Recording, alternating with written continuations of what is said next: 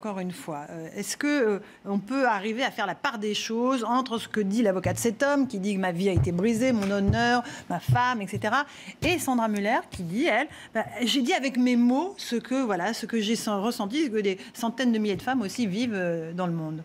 Bien sûr, on peut faire la part des choses, mais ce qui a été dit sur la destruction de la vie de ce monsieur, finalement, c'est la conséquence de ce qu'il a déclaré, de ce qu'il a reconnu, puisqu'il s'est excusé auprès de Sandra Muller. Par contre, ce procès est très politique, comme l'a été le procès Beaupin, parce qu'on voit très bien que c'est une stratégie très classique pour faire taire les femmes, de les attaquer en diffamation. Et pas plus tard que ce soir, à Saint-Nazaire, on apprend que la première adjointe, Lauriane Degnaud, a été attaquée en diffamation par un autre membre de l'équipe municipale, parce qu'elle a porté la parole d'une victime. Donc on est dans un système qui n'est pas du tout fonctionnel, qui ne permet pas du tout de protéger les femmes, puisque dès qu'on parle, même moi là, je ne pourrais pas vous dire sur le plateau tous les noms d'agresseurs et de violeurs que je connais, parce que je serais susceptible d'être attaquée en diffamation. Et c'est totalement à l'envers. Denis Beaupin a perdu, non ? Et Denis Beaupin a perdu. J'espère bien que M. Brion va perdre également, parce qu'il est temps également de changer la loi.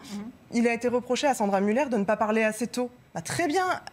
Élargissons encore les délais de prescription. Il lui avait dit, sur Twitter, on ne va pas remettre ce qu'il lui avait dit, mais c'était évidemment extrêmement lourd, extrêmement désagréable, Clément Victorin. Et c'est bien tout le problème, c'est qu'en fait, les femmes ne sont pas encouragées à parler, et quand elles le font, y compris parce qu'on est dans un moment politique qui l'a permis, elles ne sont plus en capacité d'aller au tribunal pour faire condamner les faits les plus graves. Et donc, ce qu'il faudrait, c'est en effet une évolution législative où, dès lors qu'un agresseur présumé attaque en diffamation, on sursoit la procédure, le temps d'instruire le procès du crime ou du délit. Entièrement d'accord.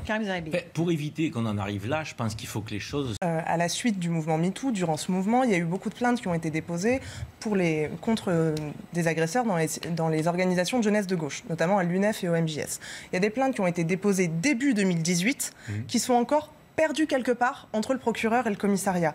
Donc on n'a pas les moyens. Et le problème, c'est qu'on n'a pas le temps d'attendre. Pendant ce temps-là, des femmes sont violées, des femmes sont agressées, des femmes sont harcelées. Comment vous l'expliquez donc? Quand vous dites c'est perdu, ça veut dire manque de moyens. Mais parce que manque de moyens, parce que manque de conscience. On regarde les derniers féminicides qui ont eu lieu. Il y a des femmes qui ont été victimes, qui ont été tuées par leur conjoint ou leur ex-conjoint après 2 voire 3 plaintes classées sans suite.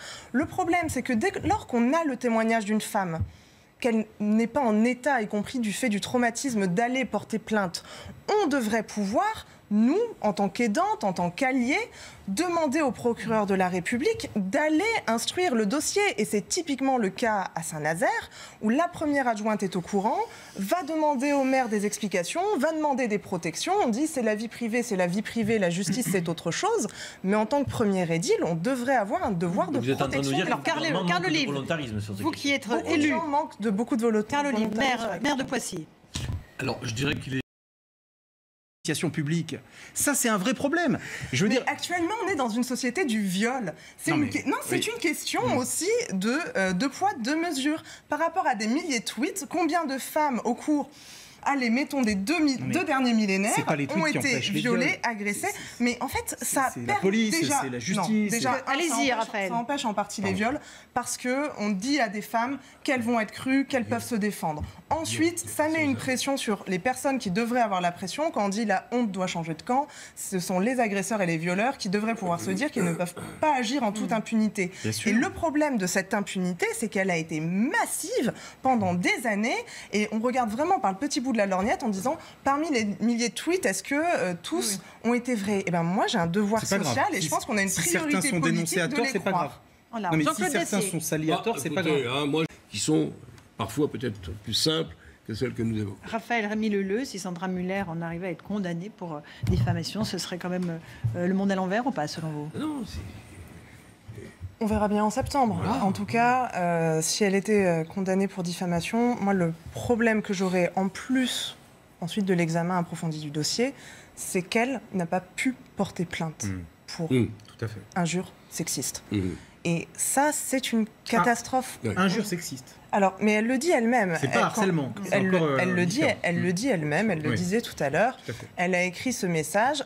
Elle dit elle-même, je ne suis pas juriste, je n'ai pas un DALO sous la main, le dictionnaire juridique. Elle dit, j'ai écrit harcèlement, la preuve, mon correcteur orthographique a écrit harcelant, mais c'est comme ça qu'elle l'a vécu. Et en fait, le problème, c'est quand on parle de tribunal sur les réseaux sociaux, c'est que finalement, les victimes, elles, la plupart du temps, ne sont pas anonymes. Et encore une fois, toute la dureté des discussions autour de l'aspect mais tu portais quoi, tu avais bu quoi, et est-ce que vraiment c'était pas que de la drague, ça c'est extrêmement dur pour elle aussi, et ça n'est pas traité parce qu'on est encore dans une culture profondément sexiste. Allez, on va faire une petite pause.